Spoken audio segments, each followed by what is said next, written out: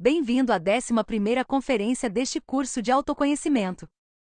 Hoje veremos esta interessante conferência, na qual vamos entender o que é a alma e o espírito, pois são conceitos comumente confundidos entre si. Veremos como se formam, em que estado se encontram, e quais são os passos para desenvolver nossa alma e nosso espírito. Vejamos primeiro, o que é a alma? A alma é um conjunto de virtudes, poderes, faculdades, forças, etc., que cada um de nós tem latente em sua essência, contaminada nestes momentos. Podemos pensar que temos uma alma, mas se refletirmos que a alma é um conjunto de virtudes, forças, poderes e faculdades, e ao mesmo tempo que nos observamos, veremos que não os temos. E ao contrário, temos muitos defeitos psicológicos, muitos modos de ser negativos que nos mantêm em estado de miséria espiritual, fraqueza, falta de autocontrole e ignorância, sendo constantemente dominados pela dor, tristeza, medo, etc. Perceberemos que realmente não temos alma. E é por isso que, como seres humanos, somos capazes de atrocidades cruéis e danos contra os outros, contra a natureza e até contra nós mesmos. Mas é bom saber que todas essas virtudes, poderes, forças e faculdades estão latentes em nós. Isso significa que temos a capacidade de possuir nossa alma, de sermos donos dessas virtudes, poderes, forças e faculdades. Mas para isso devemos fazer um trabalho interno, resgatando nossa essência, que atualmente está aprisionada e condicionada por todas as nossas formas negativas de ser. E quais são essas virtudes, poderes, faculdades e forças que obteremos ao desenvolver nossa alma? Vamos ver. Uma virtude é o oposto de um defeito. Depois de entender um de seus defeitos psicológicos e eliminá-lo aplicando a morte psicológica, esse condicionamento morre e a parte consciente que residia no defeito é liberada, que era o real, o verdadeiro.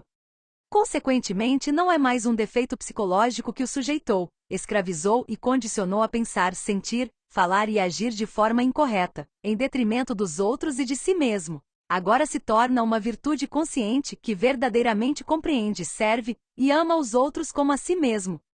Cada defeito psicológico que você eliminar resultará no nascimento de uma virtude em você. Por exemplo, o defeito da traição se transmuta na virtude da fidelidade. O eu ladrão se transmuta na virtude da honestidade. A cólera em doçura. A luxúria em castidade, etc. Mas é importante saber que todos os defeitos têm dois polos, positivo e negativo, ativo e passivo. E por que faço este esclarecimento? Porque muitas vezes temos a tendência de acreditar que somos bons, de pensar que não temos um defeito porque não está se manifestando em seu polo ativo, e nos enganamos acreditando que somos virtuosos. Mas, no entanto, reagimos negativamente, criticamos e julgamos aqueles que têm esse defeito em seu polo ativo.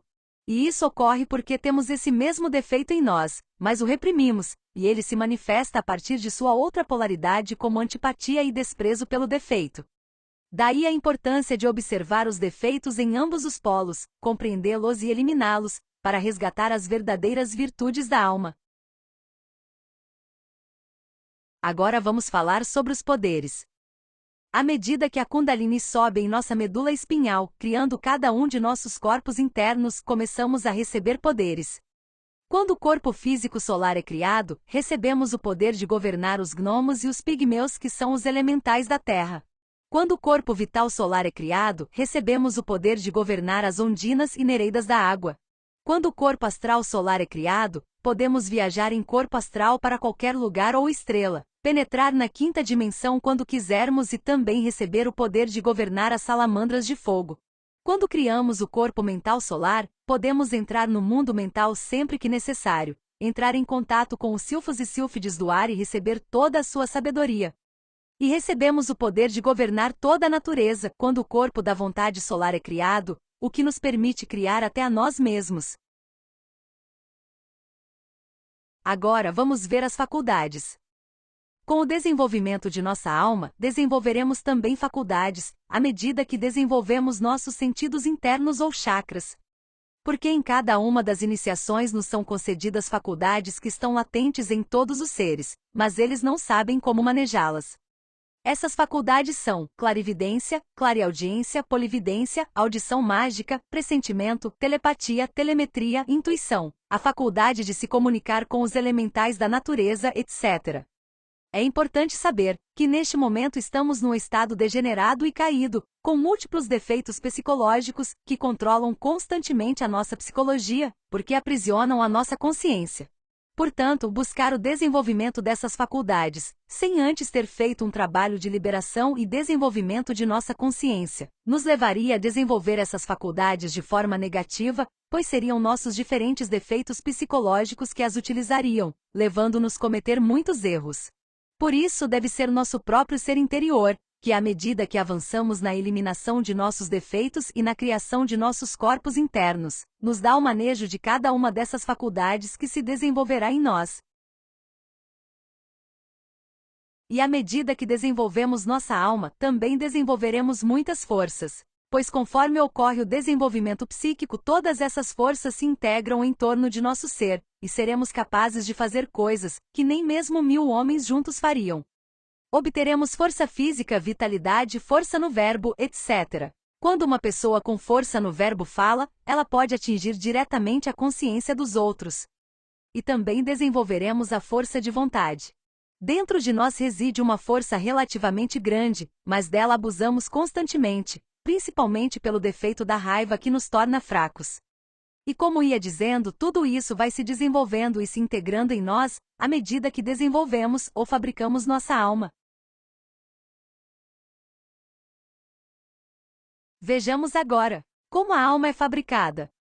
A alma é fabricada trabalhando os 3 fatores para a revolução da consciência, que são morte psicológica, nascimento espiritual e sacrifício pela humanidade. Com a morte psicológica economizamos energia, equilibramos nossos centros energéticos e liberamos a essência presa em nossos defeitos. Com o nascimento espiritual criamos os corpos existenciais do ser, na união sexual de um homem e uma mulher, fazendo uso sábio de nossa energia criadora sexual. E com o sacrifício pela humanidade, dando aos outros este conhecimento de forma desinteressada, fazemos os méritos do coração para avançar em nosso trabalho interior. Esses são os 3 fatores que nos ajudarão a sair da mecânica deste mundo e revolucionar nossa consciência, para que possamos desenvolver nossa alma. Agora vamos ver quais são os passos para fabricar a alma humana. O primeiro passo é receber o conhecimento objetivo, pois somente quando você souber aplicar os 3 fatores para a revolução da consciência, é possível vir a fazer este trabalho. Mas como diz o velho ditado, de 1000 que me procuram, apenas um me encontra. E é que no mundo, há muitas pessoas que têm um anseio espiritual e procuram algo espiritual, mas poucos conseguem encontrar o conhecimento dos 3 fatores, focados na prática, para iniciar seu próprio caminho rumo ao despertar de sua consciência. Muitos se enredam em tantos conceitos e teorias que existem, e nunca chegam a reconhecer o conhecimento que pode levá-los a avançar espiritualmente. E por que isso? Isso se deve ao karma. Muitos receberam o conhecimento em vidas passadas, mas o abandonaram. Outros traíram a Mãe Divina. Outros cometeram crimes contra o Espírito Santo. Outros são buscadores, mas nem sabem o que procuram. E todos eles perderam o direito de recebê-lo por várias existências. Portanto, é um verdadeiro privilégio receber e assimilar o conhecimento objetivo em uma existência. Mas esse é apenas o primeiro passo para a fabricação de nossa alma. O segundo passo será começar a praticar esses 3 fatores, já que são inúteis como teoria e o que nos transformará radicalmente é colocá-los em prática. Mas a realidade é que poucos decidem colocar esse conhecimento em prática. A maioria decide apenas acreditar nisso, e fica presa nesse nível. A maioria dos que encontram o conhecimento, o tomam apenas como mais uma teoria, algo intelectual, mas não o colocam em prática em suas próprias vidas. E isso pelo defeito da preguiça, e pela sua personalidade, que os faz voltar aos velhos hábitos. Mas se você fizer um super esforço, ajudando os outros, receberá uma força que o levará a realmente empreender o trabalho. É por isso que diz o ditado, de 1000 que me encontram, um me segue. E aquele que decidir seguir o conhecimento praticando-o, é quem dará e cumprirá o terceiro passo, que é equilibrar os centros de energia praticando a morte psicológica de momento a momento, para evitar que defeitos psicológicos façam mau uso da energia dos centros.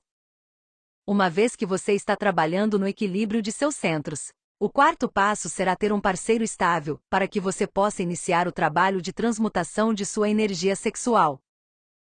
Você deve saber que não é possível criar os corpos internos sem um parceiro, porque fora do sexo não podemos criar nada. Então é preciso encontrar um parceiro que se interesse por esse trabalho, e que ame a prática sexual. Este trabalho é muito sério e requer continuidade de propósito. Devemos também considerar que não é possível criar os corpos se formos castrados. Assim, para criar a alma, é necessário ter as glândulas sexuais em perfeito estado. A castração é um crime contra o Espírito Santo, o Criador. Uma pessoa castrada não pode criar nada, ela deve primeiro se regenerar, se possível. O quinto passo será virar as águas, ou seja, fazer a energia sexual subir pela medula espinhal. Para fazer isso, devemos parar de fornicar e praticar sempre a suprassexualidade com sucesso, não expelindo a energia sexual através do orgasmo e da ejaculação, e conseguindo fazê-la subir pela nossa espinha em cada prática sexual. Quando passamos por este ponto de nosso próprio trabalho interior, vemos no plano astral como a água, em vez de descer, começa a subir. Por exemplo, poderíamos ver no plano astral ou no mundo dos sonhos, uma cachoeira. Mas em vez de a água cair, ela está indo de baixo para cima. E enquanto trabalhamos no equilíbrio de nossos centros de energia e trabalhamos para eliminar todos os defeitos que não nos permitem alcançar a castidade, vivenciaremos o processo de purificação de nossa energia. O sexto passo será receber a espada de prata. Devemos entender que o trabalho começa com a castidade. É preciso entender o defeito da fornicação, para que paremos de esbanjar nossa energia sexual. E se o fizermos, acenderemos o fogo sagrado do Kundalini em nossa espinha. Portanto, é necessário que trabalhemos para eliminar todos os detalhes da luxúria que nos levam à fornicação, pois a fornicação impede todo o progresso. Uma vez eliminado este defeito psicológico, o fogo sagrado se acenderá em nós, e receberemos no mundo interior uma pequena espada de prata com cabo branco, que será o sinal de que nos tornamos iniciados. Isto é, já começamos o trabalho de acender o fogo vértebra por vértebra através da medula espinhal. A princípio será uma espada muito pequena, que crescerá à medida que avançamos em nossas iniciações. Mas cada fornicação nos faz descer 2 vértebras. Por isso a castidade é tão importante para avançar neste caminho. Quando já recebemos no plano astral a espada de prata, pode-se dizer que já iniciamos o caminho. O sétimo passo será então fazer as 5 iniciações de mistérios maiores, que é começar a criar os corpos existenciais. Para criar um corpo, é necessário equilibrar os 5 centros inferiores, conforme visto na lição 4, e com a energia economizada na vida diária através da morte psicológica, e investindo essa energia e as centelhas liberadas na transmutação sexual, criamos cada um dos corpos. Se uma pessoa trabalhar seriamente, a criação de cada corpo levará cerca de 2 anos e meio. A criação de um corpo implicará a realização de uma iniciação. Na primeira iniciação, o corpo físico solar estará completo. Na segunda iniciação, a regeneração do corpo vital solar. Na terceira iniciação, a criação do corpo astral solar. Na quarta, a criação do corpo mental solar. E na quinta iniciação, a criação do corpo da vontade solar. Então, o 8º passo será dado durante a criação do 5º corpo. Nesse ponto, teremos que enfrentar a decisão do caminho a seguir. Se for escolhido o caminho direto ao invés do caminho do Nirvana, ali se cumpre aquele ditado que diz: de 1000 que me seguem, um é meu.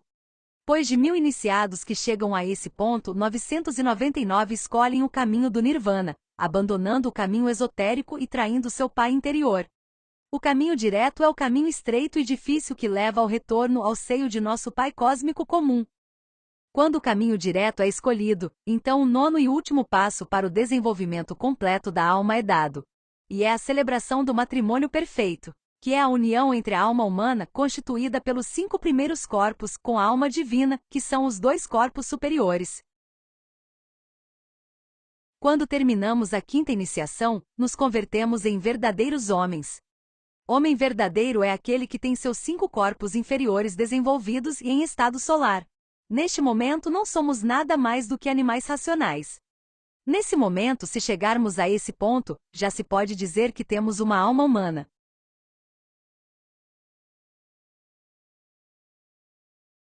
A criação dos 5 corpos solares é chamada de primeira montanha, ou a ascensão do fogo pela primeira vez desde o cóccix até a glândula pineal. Também é chamado de fabricação da alma humana ou Gênesis. A primeira montanha pode levar aproximadamente 13 anos de trabalho, dependendo do nível de trabalho da pessoa. A cada iniciação concluída, crescerá a espada que teremos internamente. Assim, observando o crescimento de nossa espada no plano astral, podemos acompanhar o andamento do trabalho que estamos realizando. O comprimento da espada será a medida do fogo em nossa espinha. Cada iniciação começa e termina entre 2 centros. Agora que já conhecemos o processo de fabricação da alma, vamos falar sobre o espírito. Nosso espírito é formado pelas partes superiores de nossa consciência. E como o espírito é fabricado?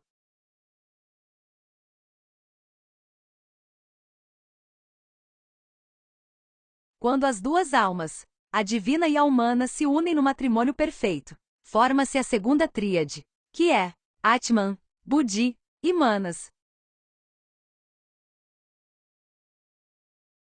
Manas é a alma humana, Buddhi é a alma divina, e Atman é o íntimo. Essa tríade é chamada de espírito. Ali teremos completado nossa primeira montanha, a montanha do Gênesis, e começaremos nossa segunda montanha, a montanha do Apocalipse, onde ocorrerá a destruição completa de todo o nosso ego através do fogo.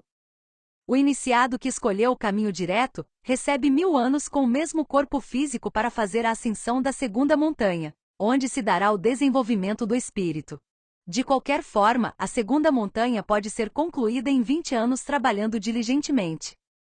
Na segunda montanha, as 7 igrejas e as 7 consciências ou 7 sabedorias se desenvolverão plenamente e alcançaremos poderes sobre o cosmos e conhecimento sobre os mundos internos do planeta, do sistema solar e da galáxia.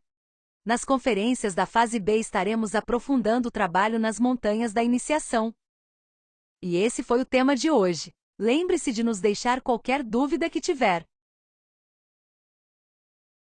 Convido você para a próxima conferência, onde falaremos sobre as leis do retorno e da recorrência. Lá estaremos falando sobre a diferença entre retorno e reencarnação, sobre vidas passadas, e sobre o motivo pelo qual ocorrem déjà vu e premonições. E falaremos sobre nosso destino e como podemos mudá-lo. Não perca esse tópico interessante. Até a próxima vez!